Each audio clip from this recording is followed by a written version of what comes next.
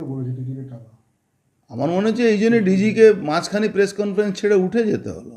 DG আবেগে বলে ফেলেছেন। ডিজি তো ভদ্রলোক, সবাই বুঝে, তো উনি বলে ফেলেছেন। হয়তো রিটায়ারমেন্ট আছেন, কাছাকাছি সময় এসে গেছে ওনার।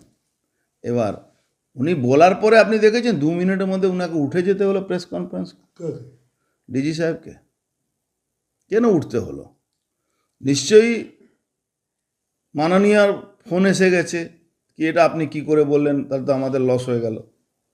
তাই জন্য ডিজিকে নিজের বক্তব্য উনার হিসাবে উনি ঠিকই বলেছেন যে পয়সা ফেরত দেওয়া উচিত, কিন্তু তার সঙ্গে সঙ্গে প্রেস কনফারেন্স ছেড়ে উনাকে উঠে যেতে হলো, এটা একটা বড় কোশ্চেন মার্ক হয়ে গেছে। একই প্রোগ্রাম হায়দ্রাবাদে হয়েছে কালকে, কিন্তু কোনো রকম বিশৃঙ্খলা। ওখানকার মুখ্যমন্ত্রী নিজে মেসির সঙ্গে ফুটবল খেলেছে, হ্যাঁ, রেবন্ত রেড্ডি হায়দ্রাবাদে। তো এটাও তো আছে ওখানে। হয়তো ওখানকার সরকার চুরি করেনি, এখানকার সরকার থেকে, সরকারি আমলা থেকে, ব্যানার্জি পরিবার থেকে সবাই তো চুরিতে ব্যস্ত আছে। ধরুন একটা পরিবারে কিছু লোক বদমাশ হতে পারে, কিছু লোক চুরি করতে পারে, যেখানে পুরো পরিবারই চুরি করছে, কে কাকে বারণ করবে? একজন ভদ্রলোক, লেখাপড়া মানুষ, আইপিএস, সিনিয়র আইপিএস, যাকে অনেকে পছন্দ করেন, অনেকে নাও করেন, কিন্তু একটা সঠিক কথা তো কালকে বলেছেন, টাকা ফেরত দিতে হবে। মুখ্যমন্ত্রী ক্ষমা প্রার্থী হয়েছে। আরে বাবা, আপনি মুখ্যমন্ত্রী কতবার ক্ষমা চাইলেন কয়লা চুরি চোরদেরকে বাঁচাবার জন্যে?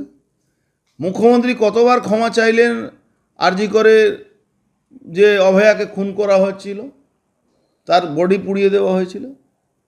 কতবার এই বালি চোরদেরকে বাঁচাবার জন্য মমতা ব্যানার্জি রাস্তায় নেমেছেন? কতবার এই সিবিআই সঙ্গে এই রাজীব কুমারকে বাঁচাবার জন্য ওনার বাড়ির সামনে ধারণা দিয়েছেন? বাংলার মানুষ কাছে ক্ষমা চেয়েছেন সামনে ইলেকশন আছে তার জন্য। উনি ভাবছেন লোক ভুলে যাবে ব্যানার্জি পরিবারের পুরো পরিবার মেসিকে ঘিরে রেখেছিল, মানুষ মেসিকে দেখতে গেছিল, ইয়াং জেনারেশন মেসিকে দেখতে গেছিল, আর দেখলো কাকে? অরূপ বিশ্বাস পরিবার আর ব্যানার্জি পরিবার, তাদেরকে দেখতে গেল। তারপর থেকে নিয়ে খেলে দেখুন, মমতা ব্যানার্জি খেলা হয়ে গেছে, মমতা ব্যানার্জি আর খেলা বাকি নেই। যদি 90 মিনিটে খেলা ধরুন, সেটাও শেষ হয়ে গেছে। যদি 5 দিনের খেলা দেখুন, সেটাও শেষ হয়ে গেছে। যেটা 2020 ভাবুন, সেটাও শেষ হয়ে গেছে। মমতা ব্যানার্জি খেলা আর নেই। মেসি কি কাণ্ড কি বলবেন? দেখুন, কালকে মাঠ থেকে আওয়াজ উঠেছিল কি আমরা মেসিকে দেখতে এসেছিলাম, মেসিকে দেখতে পাইনি। হাজার হাজার টাকা খরচ করে প্রায় 100 কোটি টাকা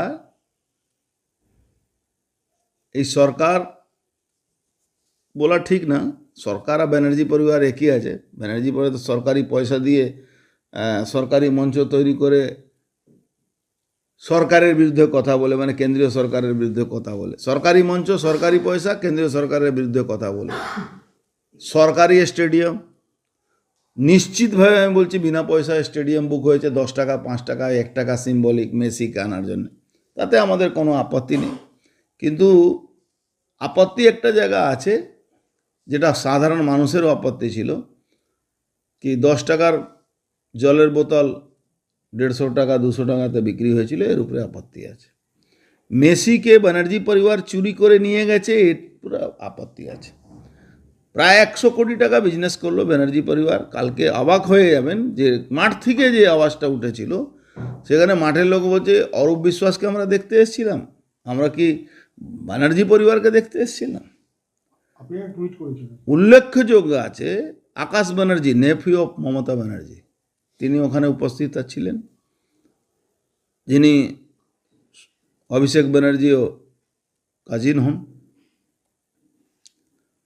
ওয়াইফ অফ আকাশ ব্যানার্জি, উনি মেসির সঙ্গে ছবি তুলতে ব্যস্ত ছিলেন। আদিতি গাইন, তৃণমূলের অভিষেকের অফিসে social media handler, Aditi Gain মহিলা একজন।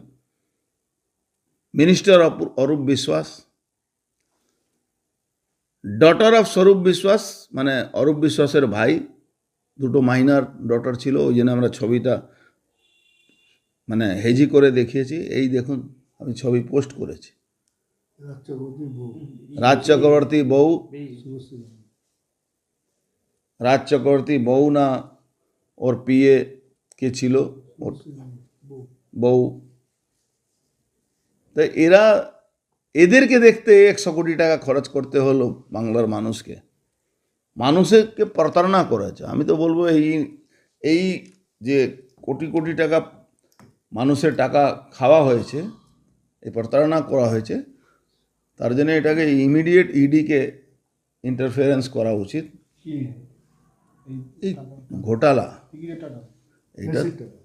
মেসির টাকা যে প্রায় 100 কোটির উপরে বিজনেস হয়েছে। কোন তথ্যতে কি চুক্তি হয়েছিল, কি চুক্তি বাতিল হয়েছে, অত কোটি টাকা লস হলো সরকার। বলেছে টিকিটের টাকা। আমার মনে হচ্ছে এই জন্য ডিজিকে মাঝখানে প্রেস কনফারেন্স ছেড়ে উঠে যেতে হলো। ডিজি আবেগে বলে ফেলেছেন, ডিজি তো ভদ্রলোক, সবাই বুঝে, তো উনি বলে ফেলেছেন। হয়তো রিটায়ারমেন্ট আছেন, কাছাকাছি সময় এসে গেছে ওনার। এবার উনি বলার পরে আপনি দেখেছেন 2 মিনিটের মধ্যে ওনাকে উঠে যেতে হলো প্রেস কনফারেন্স। কাকে? ডিজি সাহেবকে কেন উঠতে হলো? নিশ্চয়ই মাননীয়ার ফোন এসে গেছে কি এটা আপনি কি করে বললেন, তাহলে তো আমাদের লস হয়ে গেল। তার জন্য ডিজিকে নিজের বক্তব্য ওনার হিসাবে উনি ঠিকই বলেছেন যে পয়সা ফেরত দেওয়া উচিত, কিন্তু তার সঙ্গে সঙ্গে প্রেস কনফারেন্স ছেড়ে ওনাকে উঠে যেতে হলো, এটা একটা বড় কোশ্চেন মার্ক হয়ে গেছে। একই প্রোগ্রাম হায়দ্রাবাদে হয়েছে কালকে, কিন্তু কোনো রকম বিশৃঙ্খলা। ওখানকার মুখ্যমন্ত্রী নিজে মেসির সঙ্গে ফুটবল খেলেছে, হ্যাঁ, রেবন্ত রেড্ডি হায়দ্রাবাদে। তো এটাও তো আছে ওখানে। হয়তো ওখানকার সরকার চুরি করেনি, এখানকার সরকার থেকে, সরকারি আমলা থেকে, ব্যানার্জি পরিবার থেকে সবাই তো চুরিতে ব্যস্ত আছে।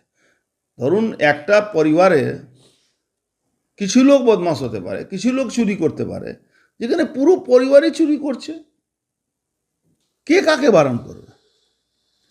একজন ভদ্রলোক, লেখাপড়া মানুষ, আইপিএস, সিনিয়র আইপিএস, যাকে অনেকে পছন্দ করেন, অনেকে নাও করেন, কিন্তু একটা সঠিক কথা তো কালকে বলেছেন, টাকা ফেরত দিতে হবে। মুখ্যমন্ত্রী ক্ষমা প্রার্থী হয়েছে আরে বাবা, আপনি মুখ্যমন্ত্রী কতবার ক্ষমা চাইলেন কয়লা চুরি চোরদেরকে বাঁচাবার জন্যে? মুখ্যমন্ত্রী কতবার ক্ষমা চাইলেন আরজি করে যে অভয়াকে খুন করা হচ্ছিল?